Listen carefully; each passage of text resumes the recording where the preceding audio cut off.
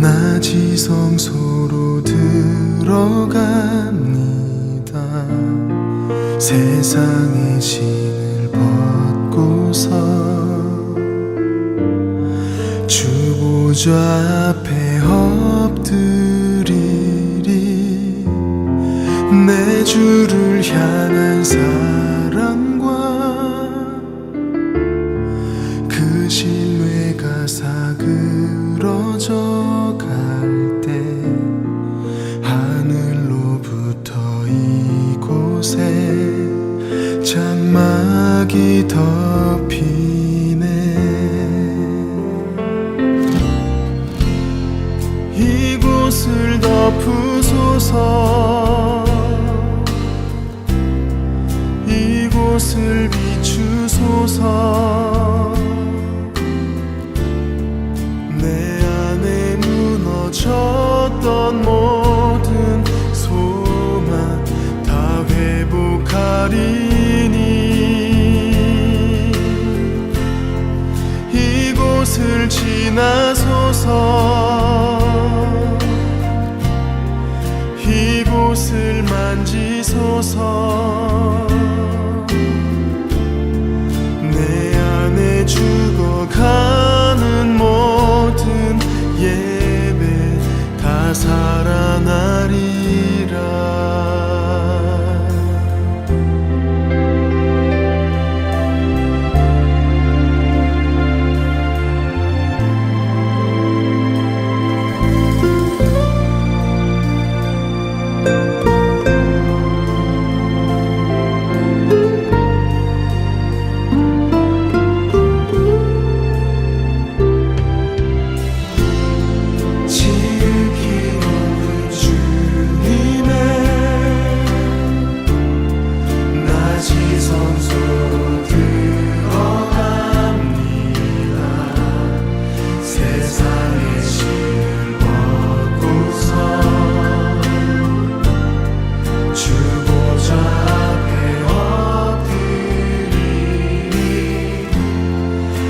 주를 향한 사랑과 그 신뢰가 사그러져 갈 때 하늘로부터 이곳에 장막이 덮이네. 이곳을 덮으소서.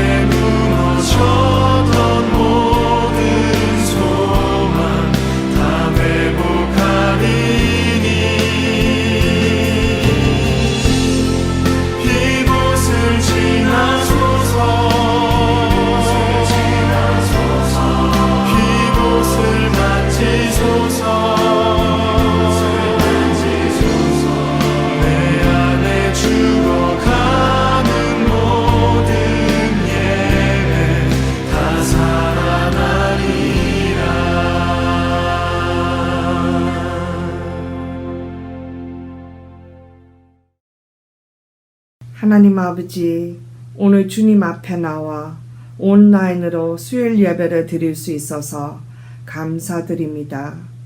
저희들이 함께 모이지는 못하지만은 성령 안에서 하나가 되어 주님께 경배와 찬양을 올려드립니다.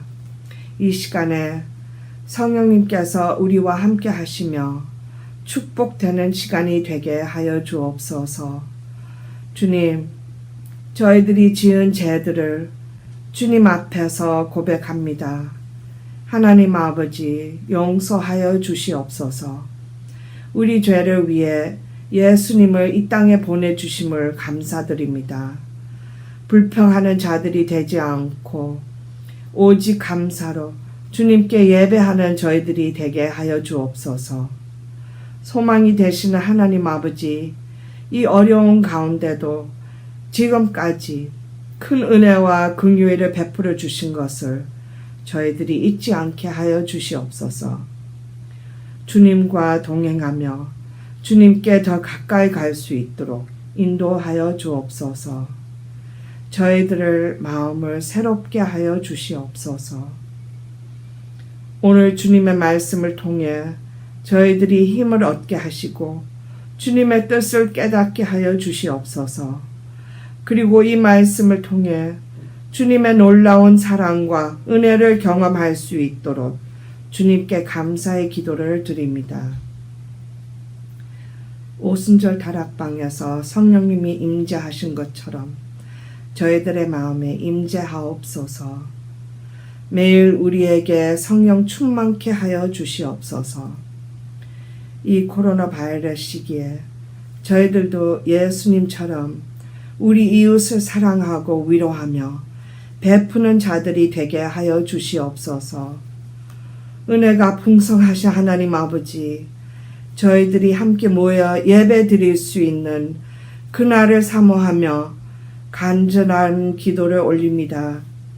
속히 좋은 백신이 개발되길 기도하며 연구자들과 의사들에게 지혜와 능력을 주시옵소서. 하나님 아버지, 오늘 말씀을 전하실 정상용 목사님과 함께 하여 주시옵소서. 목사님과 사모님, 그리고 항상 수고하시는 천 목사님과 전도사님들, 간사님을 축복하여 주시옵소서. 건강을 지켜주시며 주님의 일을 감당할 능력과 힘을 베풀어 주시옵소서. 그리고 몸이 편찮은 분들을 위해 기도합니다. 주님께 모든 병들을 깨끗이 치유하여 주시옵소서.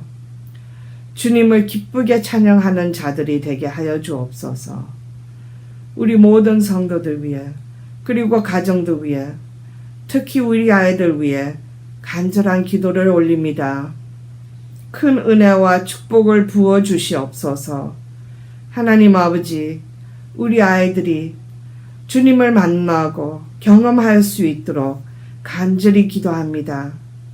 이 아이들이 주님의 인도하심으로 하나님의 나라를 위해 열심히 봉사하며 믿음 안에서 힘차게 나가는 젊은 인도자들이 되게 하여 주옵소서.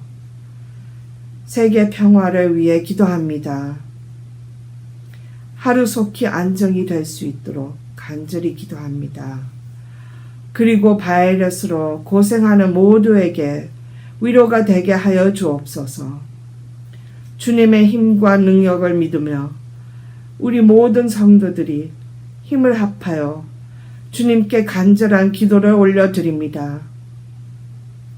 주님의 승리의 날을 찬양하며 이 모든 말씀 우리 주 예수 그리스도의 이름으로 기도했습니다. 아멘.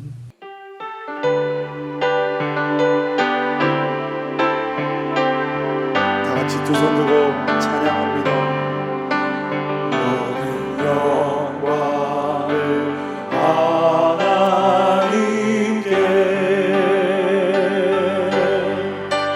모든 영광을 하나님께,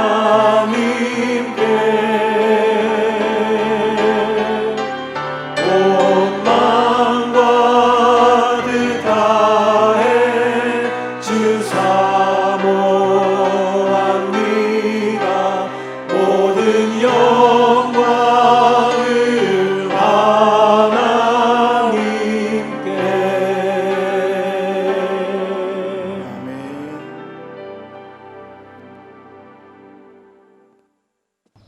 우리에게 주시는 하나님 말씀은 사도행전 20장 19절부터 24절입니다. 제가 봉독해 드립니다.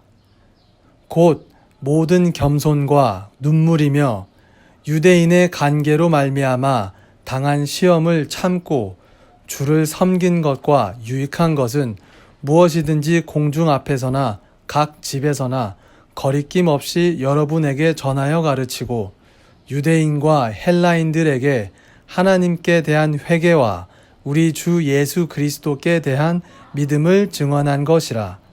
보라, 이제 나는 성령에 매여 예루살렘으로 가는데 거기서 무슨 일을 당할는지 알지 못하노라. 오직 성령이 각 성에서 내게 증언하여 결박과 환난이 나를 기다린다 하시나 내가 달려갈 길과 주 예수께 받은 사명 곧 하나님의 은혜의 복음을 증언하는 일을 마치려 하면은 나의 생명조차 조금도 귀한 것으로 여기지 아니하노라. 아멘. 기도하시겠습니다. 좋으신 하나님 아버지, 주님께 감사와 찬양과 영광을 올려드립니다. 오늘 주님의 말씀 앞으로 저희들 나왔습니다. 하나님, 이 말씀을 통해서 저희들을 깨우쳐 주시옵소서. 힘들고 어려운 시기를 보내고 있습니다. 하나님, 하나님의 말씀이 우리에게 힘이 되어 주시고 소망이 되어 주시옵소서. 예수님의 이름으로 기도했습니다. 아멘. 할렐루야. 오늘 사도행전 20장입니다. 사도행전 20장 내용을 좀 말씀드리겠습니다. 바울이 이제 3차 전도 여행을 에베소에서 마치고 본부가 있는 예루살렘으로 돌아가기 원했습니다. 돌아가기 전에 마게도냐 지역을 다시 돌아봤습니다. 그리고 이제 예루살렘을 향해 돌아가는 길에 드로아에 들렸습니다. 지도를 좀 보시겠습니다. 지도에 나오지만 드로아는 마게도냐에서, 유럽에 있는 마게도냐에서 소아시아로 이렇게 넘어오는 초입에 있는 그런 도시입니다. 드로아에서 마지막 날 밤에 바울은 좀 더 많은 말씀을 전하고자 했습니다. 그러다 보니까 설교가 좀 길어졌습니다. 유두고라는 청년이 창에 걸터 앉아 말씀을 듣다가 깜빡 졸면서 그만 아래로 떨어져 죽는 사고가 발생했습니다.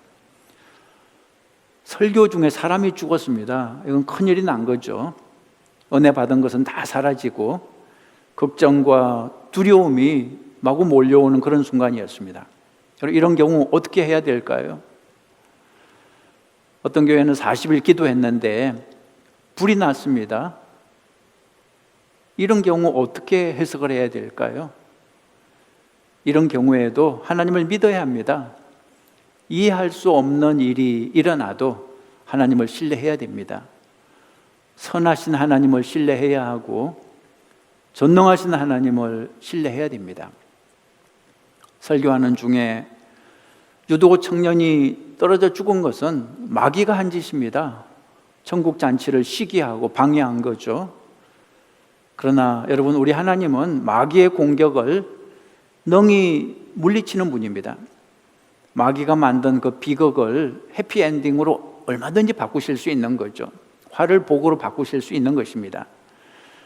구약성경 욥기에서 마귀가 엄청난 화를 욥에게 쏟아부었죠.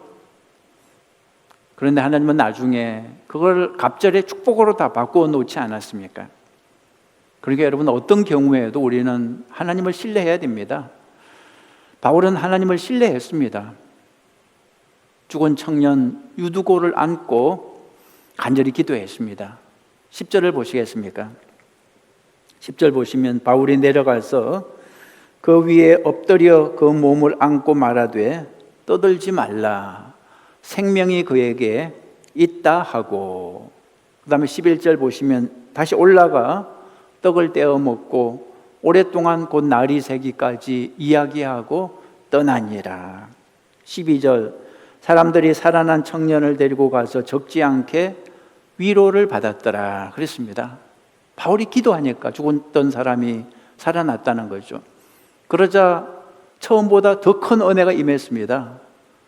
말씀의 능력, 기도의 능력을 직접 눈으로 확인하고 사람들의 믿음이 더욱 견고해진 거죠. 화가 변해서 갑절에 은혜와 축복이 된 것입니다. 여러분 잊지 마십시오. 하나님이 역사하시면 화가 변해서 갑절에 복이 되는 것을 믿으시기 바랍니다.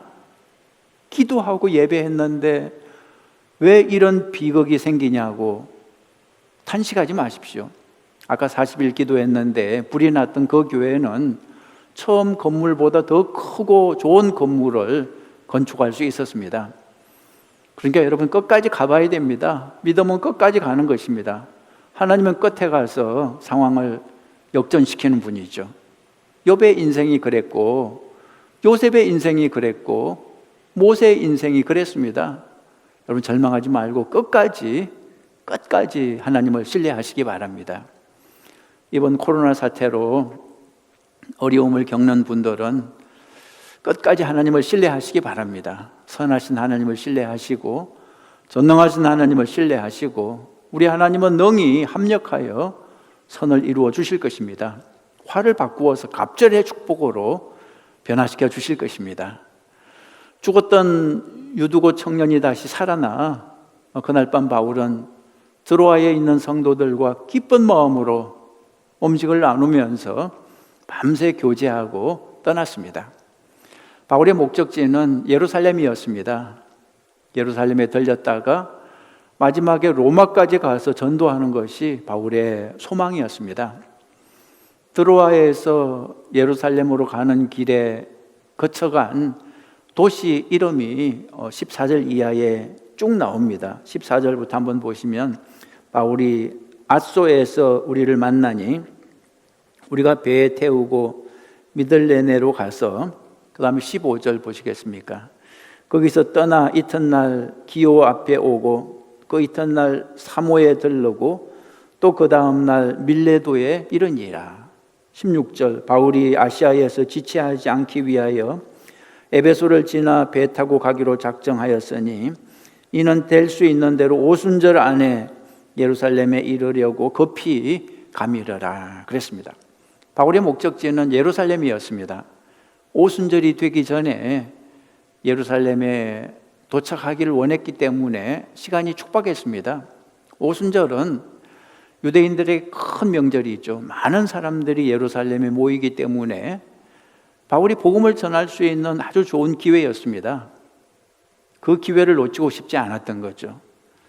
바울은 에베소 교회를 떠난 지 벌써 1년이 지났기 때문에 사실 그 교회 사정이 무척 궁금했습니다. 다시 방문하고 싶었지만 오순절까지 예루살렘에 도착하는 일정 때문에 시간이 없었습니다. 그래서 밀레도에서 에베소 장로들을 거기서 만나자고 기별을 보냈습니다. 17절이 그런 뜻이죠. 17절 바울이 밀레도에서 사람을 에베소로 보내어 교회 장로들을 청하니 그랬습니다. 그 당시 장로들은 지금으로 치면 목회자들을 뜻합니다. 에베소 지역 목회자들을 불러서 바울은 말씀을 전했습니다. 어떤 말씀을 전했냐 하면 자신의 사역 원리를 소개했습니다. 지금까지 나는 이렇게 사역을 했다고 소개했습니다. 왜 이런 말씀을 전했을까요? 에베소에서 목회하는 그 후배 목회자들에게 바울이 선배 목회자로서 경험한 그 목회 원리를 전하고 싶었던 거죠. 바울이 전한 이 말씀을 가리켜 바울의 고별 설교라고 부릅니다. 바울이 에베소 장로들에게 남긴 사도행전 속의 마지막 유언인 셈이죠. 그리고 놀랍게도 사도행전 전체를 놓고 볼 때 바울이 믿는 자들에게 말씀을 전한 것은 이것이 유일한 것입니다. 다른 설교들은 모두 믿지 않는 사람들에게 전한 내용이었습니다. 오직 오늘 말씀만 유일하게 믿는 사람들에게 남긴 말씀입니다. 우리는 여기서 바울의 사역 원리를 배울 수 있습니다. 바울의 사역 원리 6가지를 여기서 찾을 수 있습니다. 첫 번째, 첫 번째는 겸손입니다. 겸손. 자, 19절 보시겠습니까? 19절 보시면 곧 모든 겸손과, 겸손이라는 단어가 여기 나오죠. 눈물이며 유대인의 관계로 말미암아 당한 시험을 참고 주를 섬긴 것과. 바울은 첫째 겸손을 말했습니다. 겸손. 사역을 할 때 첫 번째 원리가 겸손하게 해야 한다는 거죠. 겸손이 중요하다는 것은 바울이 오랜 목회 경험으로 깨달은 것입니다. 바울은 원래 겸손한 사람이 아니었습니다. 오히려 교만한 사람이었죠. 바울은 자랑할 게 많은 사람이었습니다. 로마 시민권을 가지고 있었고, 그 당시 최고 학부 가말리엘 졸업생이었고, 바리새인 중에 바리새인이었습니다. 바울은 성격이 직설적이었습니다. 그래서 바나바와 충돌했고 베드로와도 충돌했죠. 그런데 목회를 하면서 고난을 당하면서 깨달았습니다. 때로는 열심과 바른 말이 교회에 덕이 안 되고 교회를 분열시키는 것을 알았습니다. 그래서 바울은 바보 목회를 선택했습니다. 바보 목회. 바울은 자신을 사도 중에서 지극히 작은 자, 바보 같은 사람이라고 소개했습니다. 자기는 과거에 교회를 피박했기 때문에 사도의 자격을 감당하지 못한다고 자신을 낮추었습니다. 또한 스스로를 보배를 담은 질그릇에 불과하다, 이렇게 고백했습니다. 예수님은 보물이고 자기는 진흙과 같다는 거죠.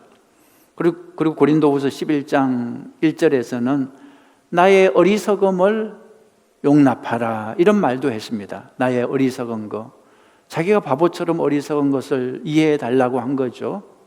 바울은 그리스도를 위해서 기꺼이 바보가 된 것입니다.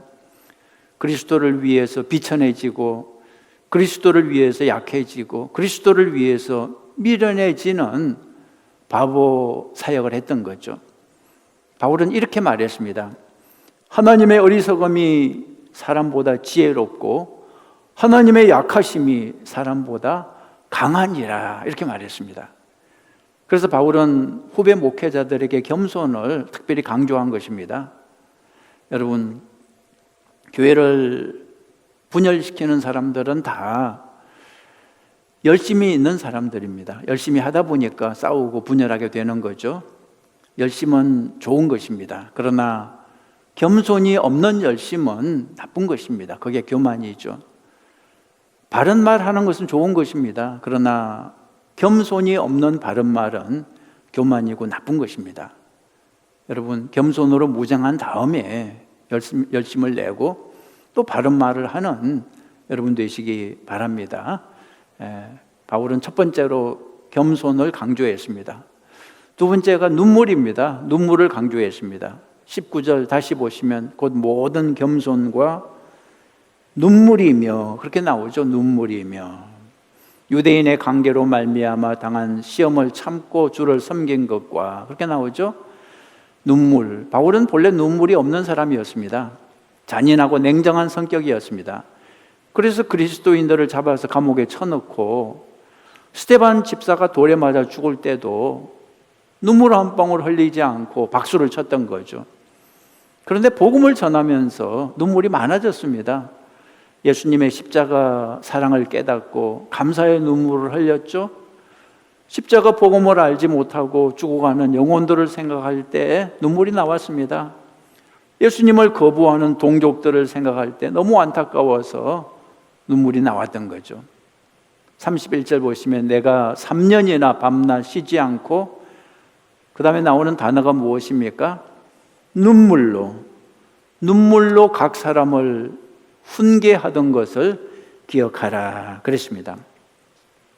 고린도후서 2장 4절에도 이런 구절이 있습니다.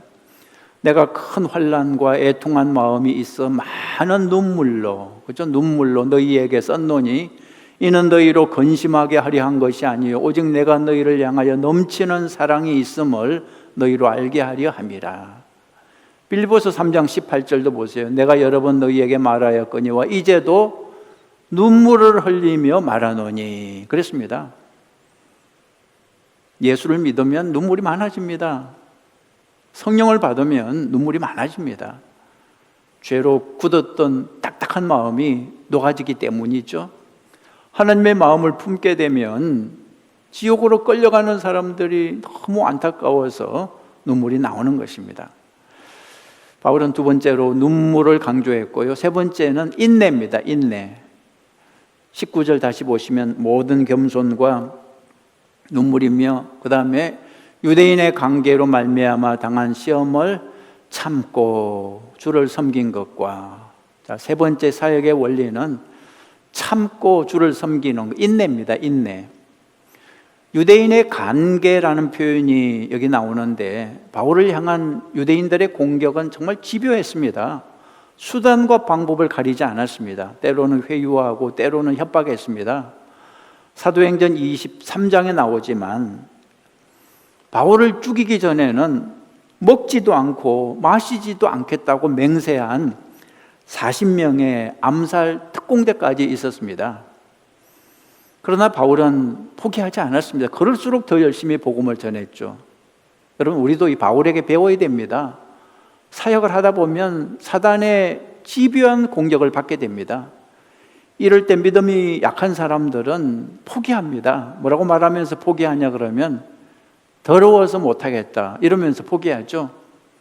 내 돈, 내 시간 사용해서 일하는데 칭찬은 못할 망정, 공격은 하지 말아야 되는데 비방을 받을 때 정말 정 떨어지고 일하기 싫은 거죠. 바울이 그런 걸 다 알고 참아야 한다 이렇게 말을 하는 것입니다. 참고 주님을 섬겨야 한다는 거죠. 사람 보지 말고 주님을 보고 일을 해야 한다고 가르쳐 주는 것입니다. 교회를 오래 다녔음에도 불구하고 교회 일을 안 하려는 사람들이 있습니다. 이유를 알고 보니까 나름 사연이 있었습니다. 마음에 두려움이 있더라고요. 교인들에게 이런 말 저런 말 듣는 게 너무너무 무섭다는 거죠.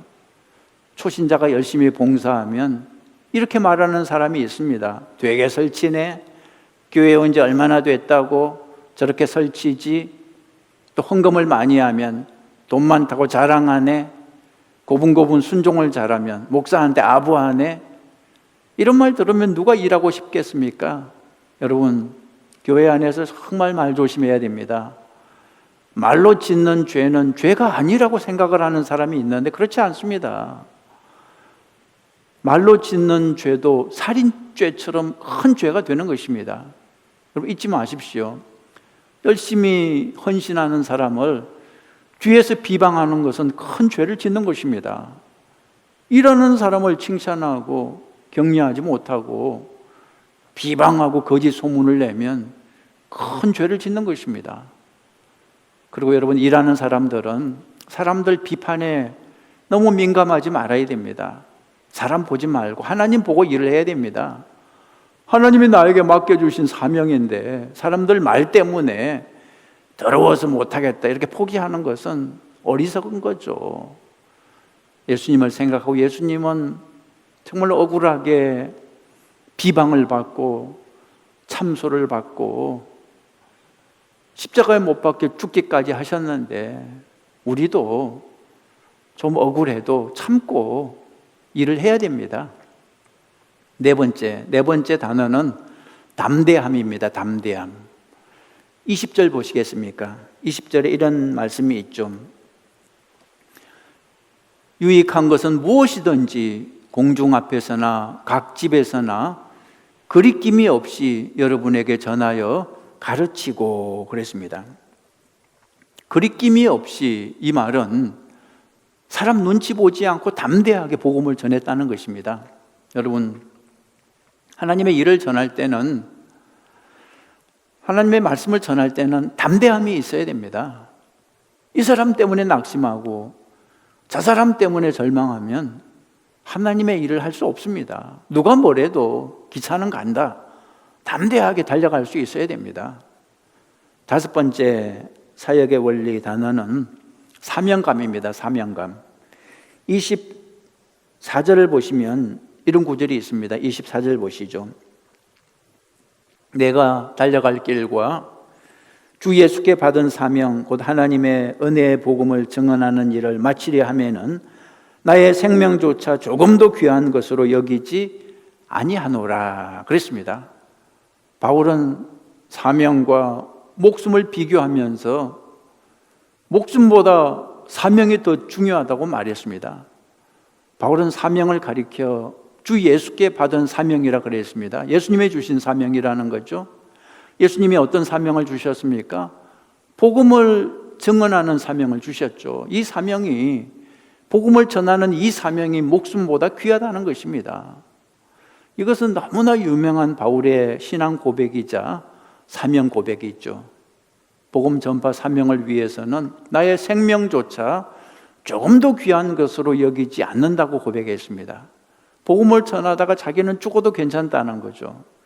이런 사명감 때문에 바울은 결박과 환란이 기다리고 있는 줄 알면서도 예루살렘으로 지금 가는 것입니다. 그리고 나중에 로마까지 가는 거죠. 여러분, 오늘 여러분의 사명에 대해서 한번 생각해 보시기 바랍니다. 왜 사냐고 묻는다면 여러분 뭐라고 대답을 하시겠습니까? 왜 사시나요? 열심히 일해서 큰 집 장만해서 얼리 리타이어하고 여행 다니면서 편하게 사는 게 인생의 목적인가요? 그렇다면 천국에는 더 큰 집이 있는데요, 천국에서는 더 편하게 살 수 있는데요, 그렇다면 하루라도 빨리 천국 가는 게 낫지 않을까요? 여러분, 우리가 이 세상에 사는 동안 해야 할 일이 있습니다. 그것이 무엇입니까? 주 예수님께 받은 사명이 무엇입니까? 복음을 전하는 일입니다. 그 사명을 감당해야 하는 거죠. 사람을 세 가지 유형으로 나눌 수 있습니다. 첫 번째는 그냥 되는 대로 사는 사람, 아무 생각 없이 되는 대로 하루하루 아무렇게나 사는 사람이 있습니다. 두 번째로 자기 이익 따라 사는 사람, 자기한테 이익이 되면 하고 이익이 안 되면 안 하고 철저하게 계산적이고 이기적인 사람이 있습니다. 세 번째가 바로 사명 따라 사는 사람입니다. 하나님이 주신 사명을 따라 살고 사명을 따라 죽는 사람입니다. 여러분은 어디에 속하기를 원하십니까? 되는 대로 사는 사람인가요? 이익 따라 사는 사람인가요? 여러분, 그러지 마시고요, 사명 따라 사는 사람이 되시길 축복합니다. 바울의 솔직한 마음은 직접 에베소로 가서 그 에베소 사역자들을 만나고 싶었습니다. 그러나 지금 예루살렘으로 가는 일정이 너무 바빴기 때문에 중간에 있는 밀레도 항구에서 에베소 사역자들을 만난 거죠. 바울은 왜 이렇게 바쁜 것일까요? 왜 이렇게 서둘러서 예루살렘으로 가는 것일까요? 여러분, 23절을 보면 예루살렘에 무슨 일이 기다리고 있는지 알 수 있습니다. 23절 중간에 보시면 이런 말씀이 있죠. 결박과 환란이 나를 기다린다 하시나 그랬습니다. 결박과 환란이 기다리고 있다 그랬습니다. 좋은 일도 아니고 예루살렘에 가면 결박당하고 고난당할 일이 기다리고 있는데 왜 이렇게 서둘러 가는 것일까요? 보통 사람들은 정말 이 행동을 이해할 수 없습니다. 그러나 이것이 바로 사명자의 마음이죠. 바울은 하루빨리 사명을 감당하고 싶은 것입니다. 빨리 가서 복음을 전하고 싶은 것입니다. 환난을 당해도, 결박을 당해도 예수 그리스도를 증거하고 싶은 거죠. 22절에서 바울이 이런 말을 합니다. 22절에 성령에 매여 이런 말이 있습니다. 성령에 매여 예루살렘으로 가는데, 돈에 매여 사는 사람이 있습니다.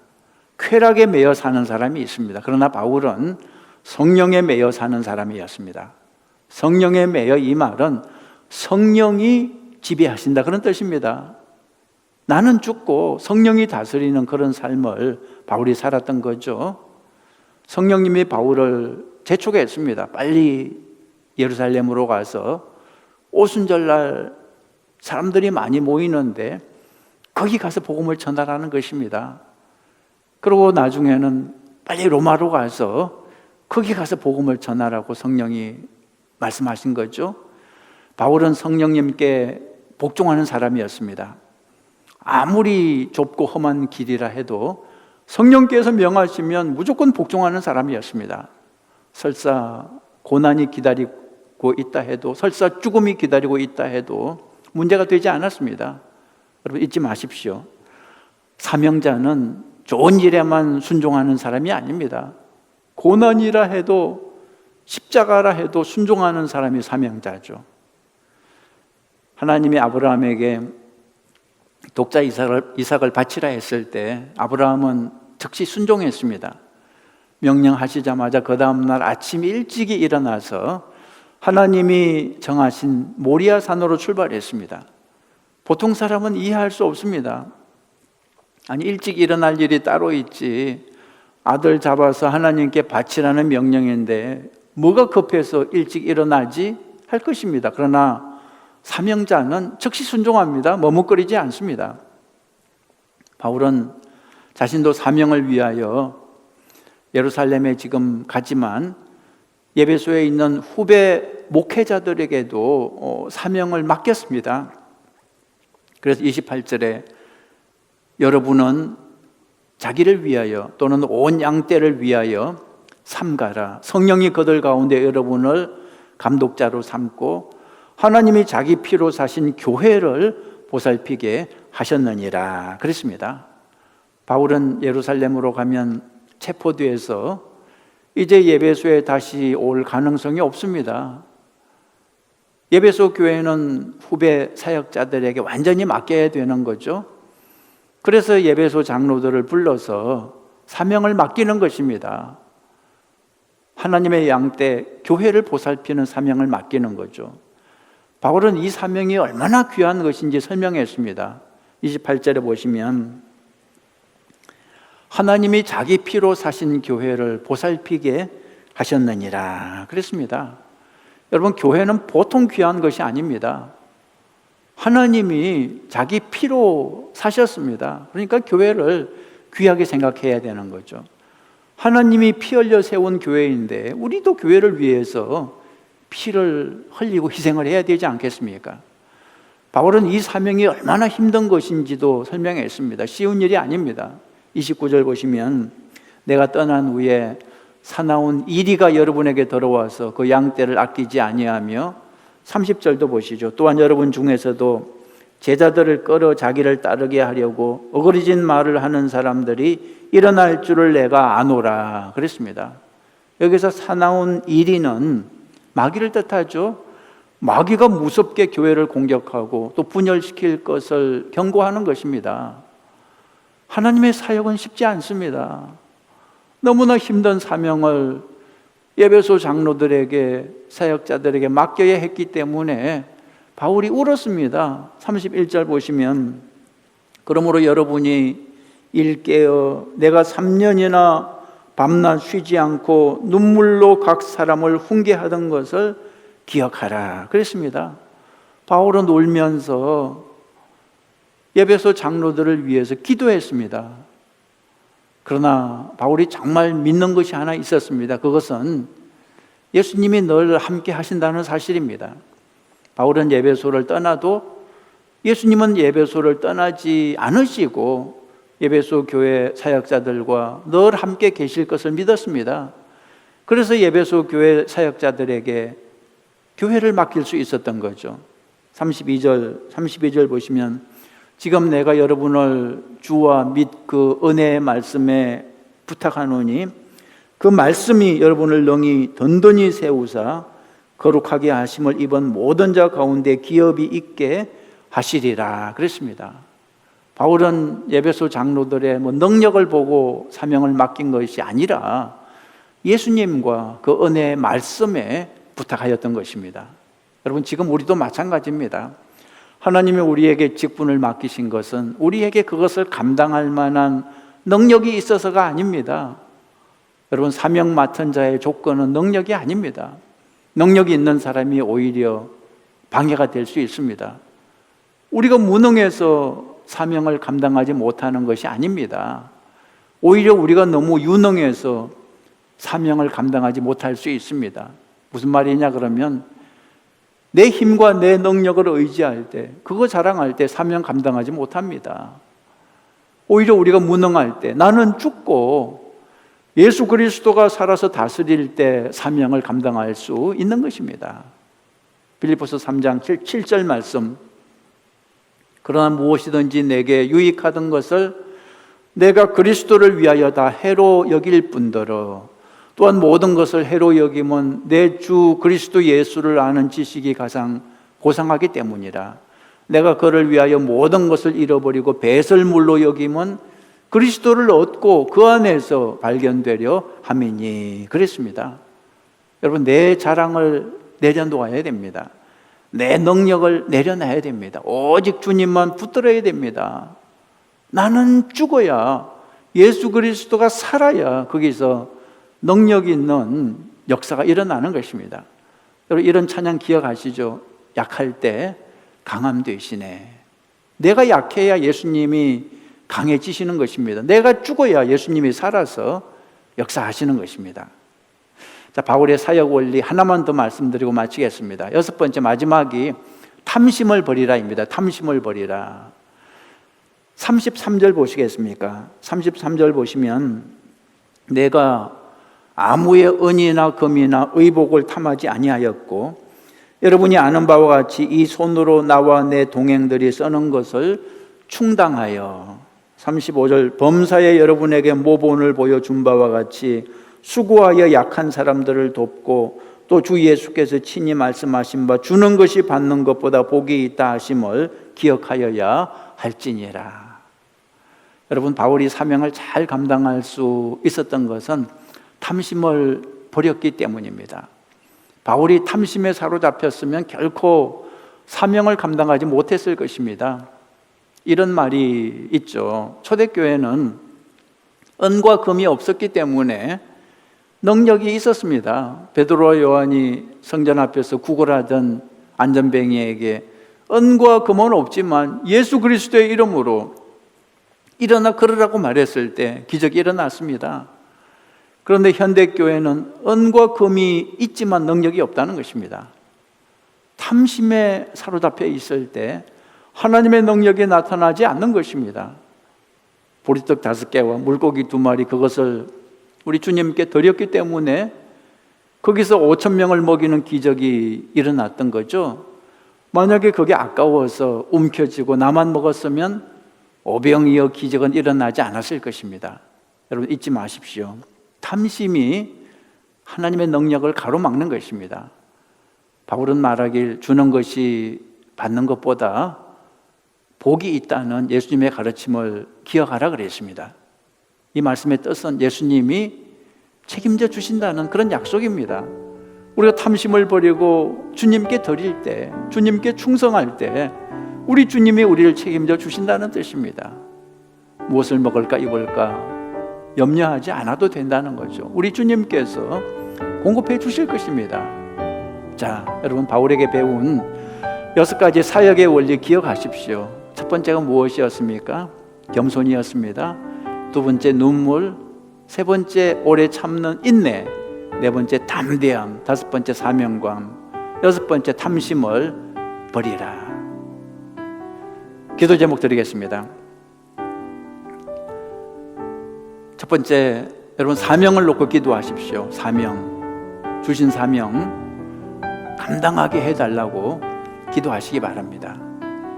그리고 두 번째, 사역의 원리 6가지를 구하십시오. 겸손을 구하시고요, 눈물과 인내를 구하시고요, 또 담대함을 구하시고요, 그리고 또 탐심을 버리고 하나님 사명 감당하게 해달라고 기도하시기 바랍니다.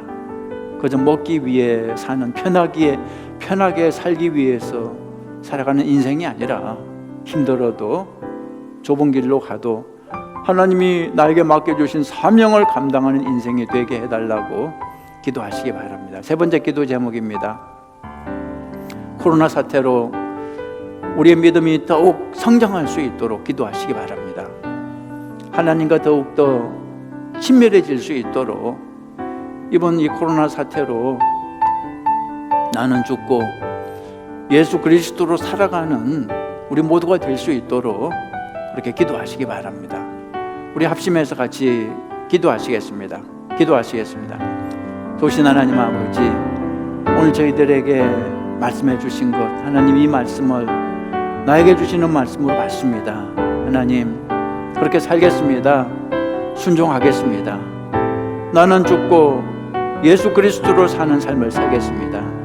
하나님 아버지, 우리의 부족함을 아시는 주님 도와주시옵소서. 은혜를 베풀어 주시옵소서. 성령 하나님, 이번 코로나 사태로 우리의 믿음이 더욱 성장할 수 있도록 도와주시옵소서. 주님과 더욱 친밀해지는 기회가 될 수 있도록 도와주시옵소서. 하나님 아버지, 간절히 기도합니다. 우리에게 맡겨주신 사명, 복음 전파의 사명, 이 사명을 감당하기 위해 살아가는 우리 아이의 식구들 모두가 되게 하여 주시옵소서. 사도 바울처럼 먹든지 마시든지 복음을 전하기 위해서 힘쓰고 애쓰는 우리의 인생이 되게 하여 주시옵소서. 하나님, 온 세상이 참으로 힘들고 어려운 시간을 보내고 있습니다. 하나님, 온 세상이 이번 기회에 회개하고 주 여호와 하나님께 다 돌아오는 축복의 시간들이 되게 하여 주시옵소서. 우리 다 같이 일어나서 찬양하시겠습니다.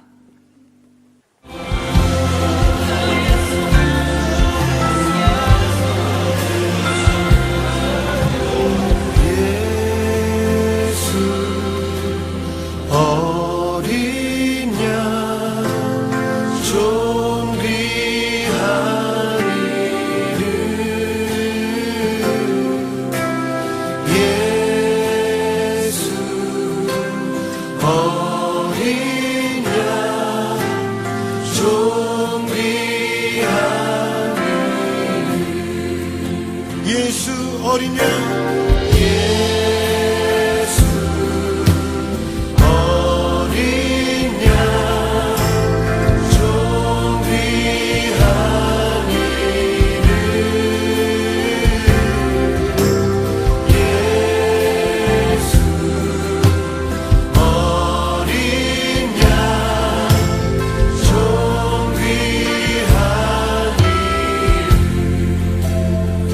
약할 때 강함 되시네 약할 때 강함 되시네 나의 보배가 되신 주 나의 모든 것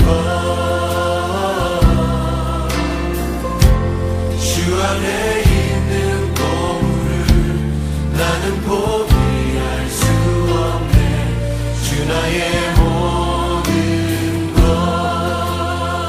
십자가 십자가 제사하셨네 주님의 이름 찬양해 주 나의 모든 것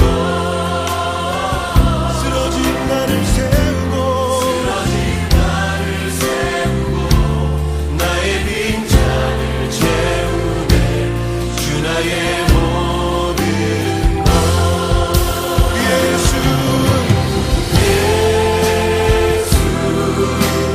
어린 양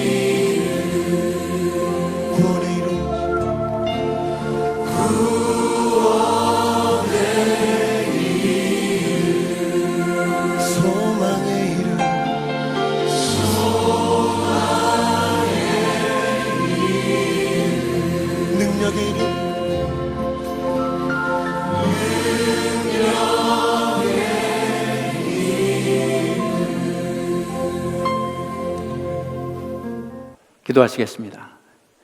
이제는 우리를 위해서 우리 대신 십자가를 지고 죽으시고 또 부활하신 예수 그리스도의 은혜와 아버지 하나님의 무한하신 사랑과 성령님의 도우심이 오늘 말씀을 받고 이 말씀대로 살아가기로 결단하고 돌아가는 우리 모두 위에, 우리 가정 위에, 자녀들 위에 지금부터 영원까지 함께 하시기를 간절히 축원하옵나이다. 아멘.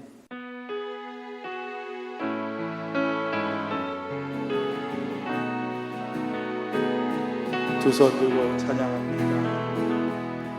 두 손 들고 찬양합니다. 오실 왕 여호와께 주만이 나를 다스리네. 나 주님만을 섬기리. 헛된 마음